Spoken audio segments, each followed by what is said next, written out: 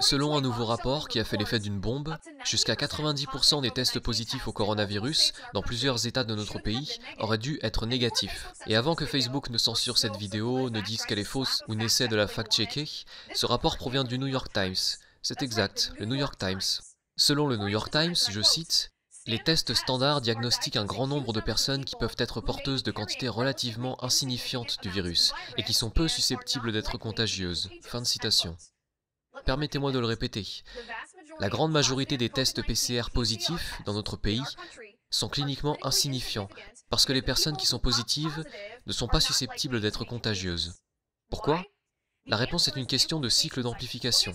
Laissez-moi vous l'expliquer parce que c'est en fait très simple. Le test PCR, qui est le test le plus courant que vous connaissez pour le coronavirus, identifie le matériel génétique du virus sur des échantillons prélevés à des patients, puis l'amplifie, encore et encore, jusqu'à ce qu'une machine puisse détecter l'ADN du virus. Si la machine détecte l'ADN du virus, le test est positif.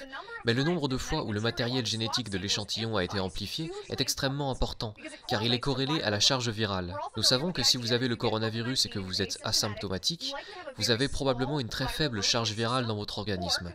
Et à l'inverse, si vous avez une forme sévère du coronavirus, vous aurez sans doute une charge virale plus élevée. Si vous amplifiez le matériel génétique de l'échantillon de prélèvement suffisamment de fois, vous détecterez l'ADN du virus, même si la charge virale dans le corps de la personne est cliniquement insignifiante, même si cette personne n'a que des traces du virus dans son corps, même si elle n'est pas symptomatique elle-même, même si elle est très peu susceptible d'être contagieuse et de transmettre le virus à d'autres personnes.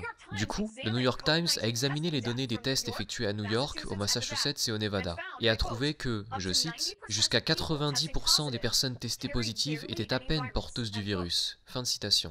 Parce que les tests PCR pour le coronavirus, aux États-Unis, utilisent entre 35 et 40 cycles d'amplification pour identifier le matériel génétique du virus.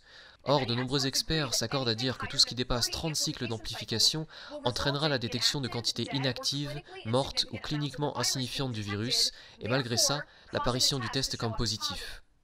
En fait, le New York Times affirme que sur les 45 000 tests de dépistage positifs effectués il y a quelques jours la semaine dernière, je cite, « Si les taux de contagiosité dans le Massachusetts et à New York devaient s'appliquer à l'échelle nationale, alors peut-être que seulement 4 500 de ces personnes devraient être isolées et leurs contacts retracés. » Fin de citation. Pourquoi est-ce important ? Parce que la politique de santé publique, le confinement, les quarantaines, les restrictions de voyage, les entreprises fermées, les gymnases fermés, les familles interdites d'organiser des funérailles, les personnes interdites d'aller à l'église, tout ça a été basé sur le nombre de cas positifs au coronavirus dans notre pays.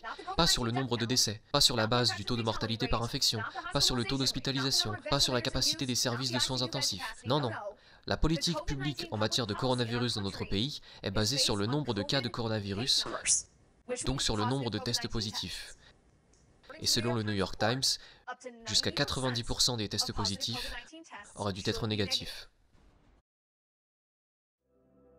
N'oubliez pas d'activer la cloche pour être prévenu des nouvelles vidéos. Vous pouvez me suivre sur Twitter et Facebook et vous pouvez me soutenir sur Tipeee et Paypal. Tous les liens sont en description.